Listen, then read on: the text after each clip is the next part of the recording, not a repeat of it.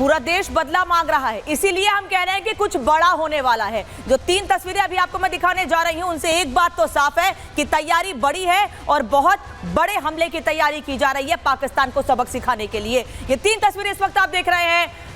प्रधानमंत्री नरेंद्र मोदी भारत वापस लौट आए हैं। यूएई का अपना दौरा बीच में छोड़कर वापस भारत लौट आए हैं। वहीं पहलगाम में गृह मंत्री पहुंचे उस जगह पर जिस जगह पर लोगों पर हमले किए गए, गोलियां चलाई गई, 25 से 26 लोगों की जान चली गई। और तीसरी तस्वीर एक्शन में रक्षा मंत्री हैं जिन्होंने तीनों सेनाओं को स्टैंड बाय पर रख दिया है। साथ ही आज बड़ी मीटिंग में 3 बड़े प्लान तैयार किए गए हैं। तो रक्षा मंत्री ने एक तरफ मीटिंग ली है, 3 बड़े प्लान तैयार किए हैं और उसके बाद उन्होंने मीटिंग को संबोधित करते हुए बहुत बड़ी बातें कही हैं और बता दिया है कि भारत किस तरह से पाकिस्तान को सबक सिखाने के लिए तैयार है। सुनिए क्या कहा उन्होंने। भारत सरकार वो हर कदम उठाएगी जो जरूरी और उपयुक्त होगा।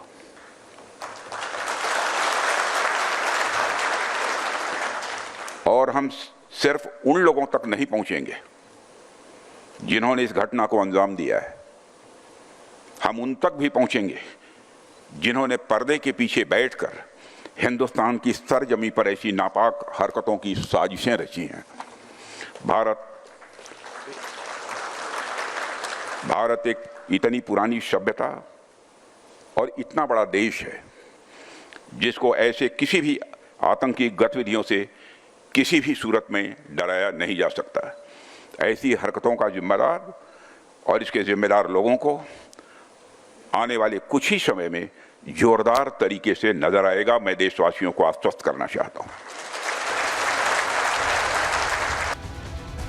और हम ये बात ऐसे ही नहीं कह रहे हैं कि भारत बड़ा सबक सिखाने के लिए तैयारी कर रहा है। इसके पहले भी जब भी पाकिस्तान ने भारत की तरफ नजर उठाई है तब तक भारत ने पाकिस्तान को यह बता दिया है कि हमारी तरफ देखने का नतीजा क्या होता है। जब जब पाकिस्तान ने दहलाया है तब तक भारत ने सबक सिखाया है। कैसे सबक सिखाया है कि हमने पहले भी आपको बताया है। आज एक बार फिर से बता देती हूं कि जब जब पाकिस्तान की नजर उठी है तब तक भारत ने कैसे बताया है। तारीख 18 सितंबर 2016 उरी अटैक हुआ था, याद होगा आपको। साल 2016 में सैनिकों पर हमला हुआ था, नुकसान हुआ था, 19 जवान शहीद हुए थे हमारे। और उसका बदला क्या था, उसका जवाब क्या था? सर्जिकल स्ट्राइक, घर में घुसकर पाकिस्तान को जवाब दिया था। इसके बाद दूसरा बड़ा हमला 14 फरवरी 2019 को हुआ था और हमला पुलवामा अटैक हुआ था जिसमें सैनिकों से भरी गाड़ी पर हमला किया गया था और उसमें 40 जवान शहीद हुए थे। लेकिन उसके कुछ दिनों के भीतर ही बड़ा जवाब दिया गया, बालाकोट एयर स्ट्राइक हुई थी। और अब जिस तरह से 22 अप्रैल 2025 को यानी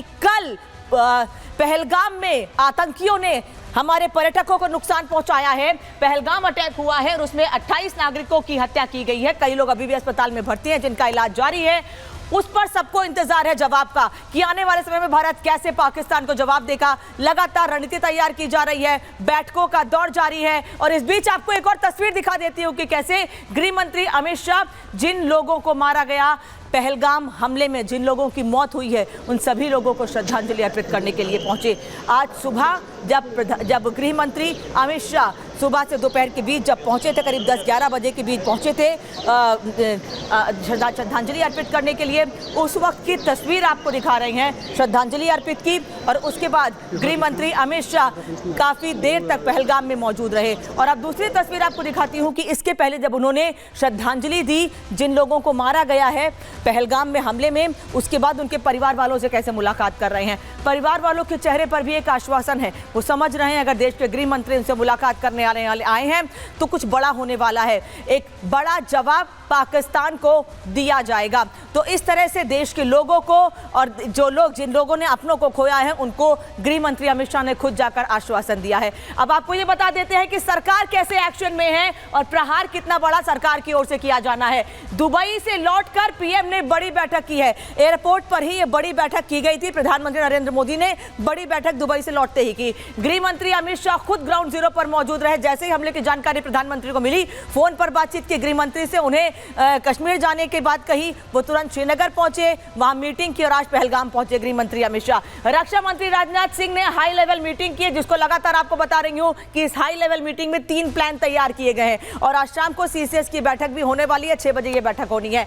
वहीं तीनों सेनाओं को अलर्ट पर रखा गया है। इस बैठक में सीधे आदेश दे दिया गया था कि तीनों सेनाएं अलर्ट पर रहेंगी और शाम 6 बजे, जैसे कि मैंने पहले भी आपको बताया कि बड़ी बैठक होने वाली है। सुबह 11 बजे ये बैठक थी, लेकिन क्योंकि गृहमंत्री शाम को यहां पहुंचने वाले हैं, इसलिए इस बैठक को शाम 6 बजे तक के लिए टाल दिया गया है, जो आकर पूरी स्थिति की जानकारी खुद प्रधानमंत्री को देंगे। घाटी से लेकर दिल्ली तक हलचल तेज हो गई है, यानी हर तरफ अलर्ट है, हर तरफ कुछ बड़ा होने को लेकर तैयारी की जा रही है। वहीं आतंक के फाइनल हिसाब की तैयारी भी की गई है कि किस तरह से अब आतंकवादियों को, आतंक को जड़ से खत्म कर देना है।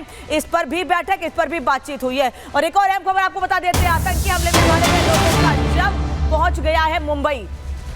आतंकी हमले में पहलगाम में मारे गए लोगों का शव मुंबई पहुंच गया है। अभी कुछ देर पहले लेफ्टिनेंट विनय नरवाल का शव दिल्ली पहुंचा था, जहां उनको श्रद्धांजलि अर्पित की गई। उनके परिवार के लोग वहां पर मौजूद थे और अब ये तस्वीर आपको दिखा रहे हैं कि पहलगाम हमले में मारे गए लोगों के शव मुंबई पहुंच चुके हैं और इसके बाद उनके शहरों को, उनके घरों, उनके परिवार वालों को उनके शवों को सौंप दिया जाएगा, जिससे पूरी विधि विधान से उनका अंतिम संस्कार किया जा सके। लेकिन परिवार वाले बार बार सिर्फ एक ही मांग कर रहे हैं कि किस तरह से भारत बदला लेगा, किस तरह से जो मीटिंग हो रही है उनके बाद बड़े कदम उठाए जा रहे हैं, क्या कुछ चर्चा की जा रही है, हर कोई ये जानना चाहता है। लेकिन क्योंकि आने वाले समय में यह साफ हो जाएगा कि कैसे भारत ने रणनीति बनाई है पाकिस्तान को सबक सिखाने की, क्योंकि लगातार बैठकों का दौर जारी है। कल शाम से ही लगातार मीटिंग हो रही है। शाम 3:30 बजे, कल दोपहर 3:30 बजे खबर आई थी कि बड़ा हमला हुआ है पहलगाम में पर्यटकों पर और उसके बाद से ही लगातार बैठकों का दौर जारी है। अहरावत इस वक्त हमारे साथ जुड़े हुए हैं। अहरावत, तस्वीर हम देख रहे हैं, पहलगाम हमले में जिन लोगों की जान गई है उनके शव मुंबई पहुंच चुके हैं, क्या अपडेट? और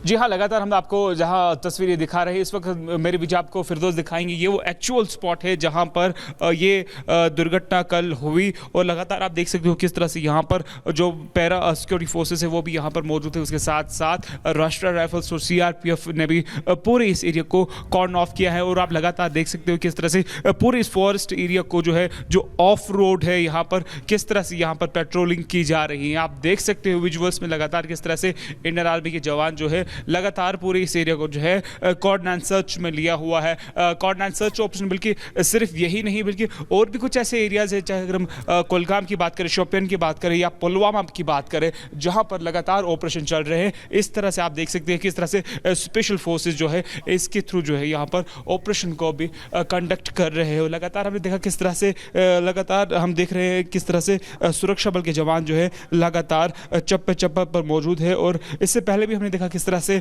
यहाँ पर नेशनल इन्वेस्टिगेशन एजेंसी की जो ऑफिशियल्स है वो भी यहाँ पर पहुँच चुके हैं। उन्होंने भी सैंपल्स और बाकी एविडेंस जो है वो यहाँ से कलेक्ट किए हुए हैं। और लगातार ये जो सामने आपको पहाड़ी नज़र आ रही है, सूत्रों के हवाले से ये बताया जा रहा है कि अटैक करने के बाद आतंकी जो है यही इसी जंगलों के बीच में भाग निकल है और उसके लगातार और अब बड़ी संख्या में सुरक्षा बल इस जगह पर तैनात हैं। पहलगाम क्या, पूरे कश्मीर में फिलहाल कहीं कोई पर्यटक नहीं दिख रहा और 1-2 लोग अगर जाना चाह भी रहे हैं तो उनको रोका जा रहा जगह जगह पर।